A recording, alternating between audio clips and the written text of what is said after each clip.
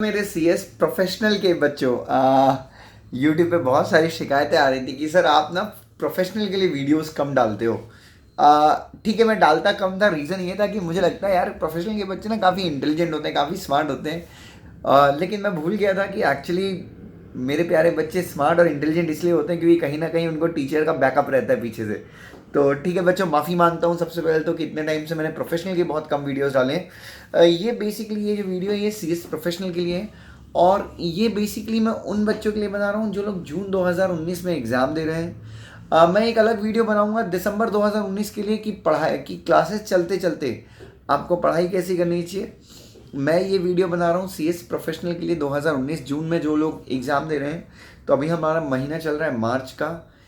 उसके बाद मार्च के 15 डेज कुछ बाकी होंगे, अप्रैल मई 2 महीने बाकी, मतलब आखिरी के 2.25 महीने बाकी हैं और आपका पढ़ाई क्या होना चाहिए। तो मैं यहाँ पे ज़्यादा कुछ नहीं बताऊँगा, मैं ये बताऊँगा कि मैं कौन सी दिनचर्या फॉलो करता था जब मैं आपके टाइम पे था। मतलब मैंने दिसंबर 2017 में एग्ज़ाम दिया था और नवंबर अक्टूबर और नवंबर और सितंबर के 15 डेज़ में मैं क्या दिनचर्या फॉलो करता था मैं आपको वो बताऊँगा। और यस, मैंने जो दिनचर्या फॉलो की है आप वो दिनचर्या फॉलो कर सकते हैं। कब फॉलो कर सकते हैं, क्योंकि बच्चों एक चीज़ याद रखिए, मैं बहुत एवरेज स्टूडेंट था। मैंने जैसा कि हर वीडियो में बताया कि मैं मेरा कोई रैंक वगैरह ऐसा 12th तक तो बच्चों मतलब माँ बाप को भी लगता था ये आदमी लाइफ में कुछ करेगा या फिर रिक्शे विक्शे वाला बन जाएगा। तो 12th तक तो काफ़ी हालत ख़राब थी, उसके बाद मेहनत की काफ़ी बच्चों। तो कहीं ना कहीं ये वीडियो के माध्यम से मैं बताना चाहूँगा कि मेरी दिनचर्या क्या थी। तो सबसे पहले मैंने प्रोफेशनल के तीनों ग्रुप्स दिए थे। तो बेसिकली ये वीडियो काफ़ी उन लोगों के लिए यूज़फुल रहेगा जो तीनों ग्रुप दे रहे हैं। 2 ग्रुप दे रहे हैं, एक ग्रुप दे रहे हैं, फिर भी वो एडजस्टमेंट कर सकते हैं इस वीडियो के हिसाब से। तो बच्चों ध्यान से देखिए, मेरा जो आखिरी के 2.25 महीने में स्ट्रेटजी था जब मैं सीएस प्रोफेशनल में था वो मैं आपके साथ एक बार शेयर करूँगा। मॉर्निंग में मैं हमेशा बार बार बोलता हूँ कि मैं हमेशा I have been an early riser. तो मैं हमेशा सुबह 5 बजे उठ जाता था चाहे कुछ भी हो।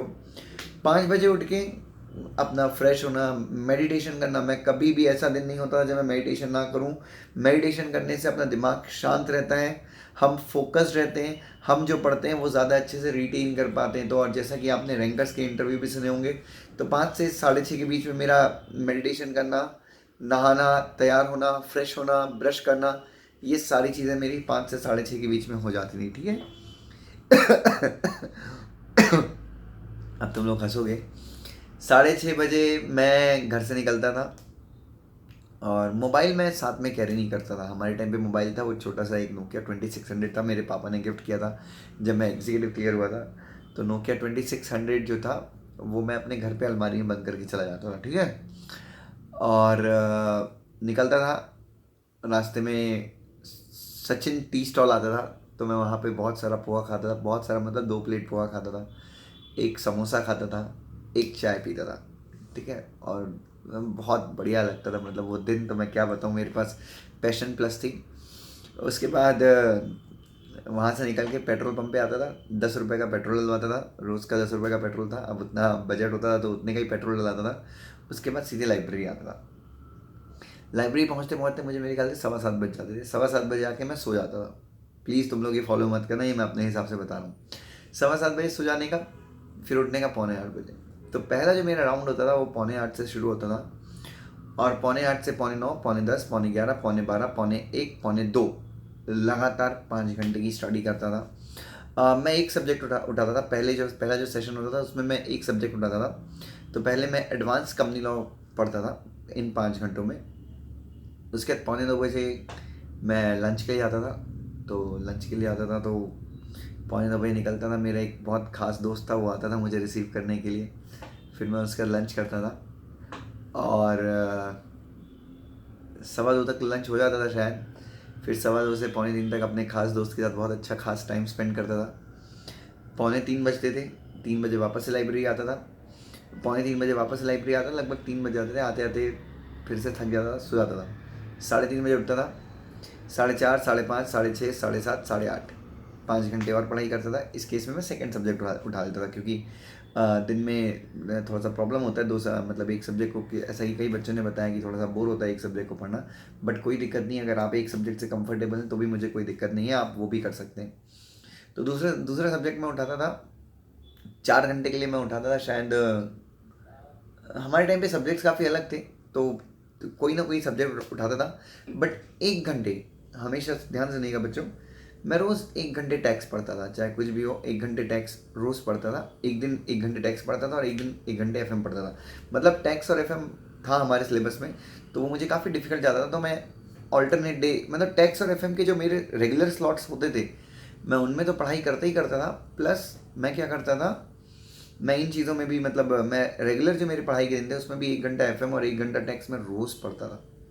और कई बार जब मैं सुबह 5 से 6:30 का जो मैंने आपको टाइम बताया ना, उसमें मैं टैक्स की थियरी पढ़ता था। उसमें आधे घंटे का टाइम निकाल के मैं टैक्स की थियरी पढ़ता था, क्योंकि टैक्स मुझे काफ़ी डिफिकल्ट जाता था। और शायद आप लोग को भी दिक्कत हो, तो टैक्स की थियरी बच्चों, टैक्स की हमारे टाइम पे तो एफ था, अब एफ नए सिलेबस में नहीं, लेकिन आपका एफ भी होगा। तो टैक्स और एफ की थियरी आपने काफ़ी अच्छे से करनी है बच्चों, क्योंकि वहाँ पे थियरी में बहुत अच्छे मार्क्स हमको मिल जाते हैं। तो 5 घंटे में एक सब्जेक्ट उठाता था, तो ऐसे मेरा 3-4 दिन में 3 दिन में एक सब्जेक्ट खत्म होता, मतलब 2 सब्जेक्ट मेरे 3-3 दिन में ख़त्म होते थे। ठीक है, फर्स्ट रीडिंग तो चूंकि मैंने क्लास के साथ साथ ही स्टार्ट कर दिया था, तो फर्स्ट रीडिंग तो मेरी ऑलरेडी हो चुकी थी। तो आखिरी के 2.25 महीने में तो आप मान लीजिए कि मेरा रिवीजन ही चल रहा था बच्चों। तो और यस, मैं, क्योंकि कई बच्चे यहाँ पे फाइनल में ये भी सोचते हैं कि यार सेल्फ स्टडी से कर लेंगे। बट मुझे एक ही चीज़ याद रखिए यार, आप अगर थोड़े से आप पैसे बचा लेंगे, बट आपका अगर 6 महीने डिले हो गया, और क्लास, प्लीज़ आप मेरी क्लास मत लगाइए, आप कहीं पे भी क्लास लगाइए। क्लास लगाने का सबसे बड़ा फ़ायदा ये है ना कि एक बार दिमाग में मेंटल प्रिपरेशन हो जाता है, दिमाग को सुकून मिल जाता है कि चलो भाई ये सब्जेक्ट एक बार क्लास में हुआ है। तो मैंने CS प्रोफेशनल के सारे सब्जेक्ट्स की क्लास लगाई हुई थी। और ठीक है, जिन लोगों ने नहीं लगाई है कोई दिक्कत नहीं है, आप लोग सेल्फ स्टडी से डेफिनेटली मेरे हिसाब से 1-2 रीडिंग, 2-3 रीडिंग आपकी हो चुकी होंगी अभी तक। तो रीडिंग बच्चों, रीडिंग और रिकॉलिंग ये बहुत ज़रूरी है। मैंने एक वीडियो बनाई हुई है मेरी LAR टेक्निक पे, आप वो वीडियो भी देख सकते हैं। तो ये स्ट्रैटेजी मैं फॉलो करता था। और ये जो मेरा 10 घंटे का जो टाइम था, मतलब 10 घंटे मैं रोज़ पढ़ता था। कई बच्चे 15 घंटे पढ़ते हैं, 12 घंटे पढ़ते हैं, बट अपने से इतना होता नहीं था।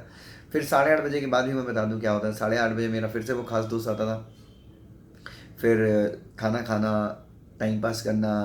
पुणे में थे तो आपको पता है पुणे की लाइफ बहुत अच्छी होती है। तो रात को मेरे ख्याल से 10 सवा 10 तक, फिर 10 बजे पुणे में एक, आपने सबने सुना होगा, एक वैशाली करके होटल है, बहुत फेमस होटल है। रोज़ रात को मैं और मेरे 2-3 फ्रेंड्स हम वहाँ जाके बढ़िया चाय पीते थे। 11 बजे, आई थिंक 11 बजे तक हम घर आ जाते थे। और 11 से आधे घंटे में क्या करता था, जो भी मैंने दिन भर में पढ़ा है मैं उसको एक बार, थोड़ा बहुत एक बार जो भी गो थ्रू कर लेता कि आज दिन भर में क्या पढ़ा है। 11 से 15-20 मिनट लगते थे। 11:30 बजे, 11:45 बजे मैं सो जाता था। 5 घंटे की नींद लेता था। और क्योंकि लाइब्रेरी में मैं दिन भर में 1 घंटा सो जाता था, तो मुझे काफ़ी हेल्प हो जाती थी। तो ये स्केड्यूल मैंने कंसिस्टेंटली फॉलो किया। और संडे को मैं सिर्फ लिखता था। संडे को मैं 2 सेशन में नहीं पढ़ता था, संडे को मैं सिर्फ 5 घंटे पढ़ता था। और उन 5 घंटे में क्या करता था, आई यूज़ टू राइट आंसर्स, बहुत सारे मैं आंसर्स लिखता था। ICSI के जो पास एग्जाम के पेपर हैं, उस समय हमारे पास स्कैनर होती थी, अभी तो आपको ऑनलाइन पेपर मिल जाते हैं। स्कैनर के आंसर मुझे उतने अप टू द मार्क्स नहीं लगते, तो मैं आप सबसे रिक्वेस्ट करूँगा, आप स्कैनर के सिर्फ क्वेश्चंस देखिए और उनसे आप एक बार प्रैक्टिस कीजिए आंसर्स लिखने की। तो ये एक स्ट्रैटेजी है बच्चों। और CS फाइनल में याद रखिए, आप ना अपने आप को विनर मानिए कि यार बस 3 एग्ज़ाम है, उसके बाद लाइफ टाइम आराम है। मुझे ज़िंदगी भर कमाई करनी है 3 एग्ज़ाम छोड़ के। उसके बाद बच्चों, मैंने आप सबको बताया कि एक बार मेरा फाइनल क्लियर हुआ, और मार्च 11 2008 से मैंने जो पैसे कमाना शुरू किया है, आज तक सिलसिला चालू है, छपाई चालू है, और एकदम चालू है। और ये छपाई जो है ना बच्चों, लाइफ टाइम तक चालू रहेगी, और दिन दोगुना और रात चौगुना चालू रहेगी। सर आप घमंड करें? नहीं बच्चों, घमंड नहीं कर रहा हूँ मैं। मेरे को अपने कोर्स के ऊपर कॉन्फिडेंस है, मुझे अपनी मेहनत के ऊपर कॉन्फिडेंस है बच्चों।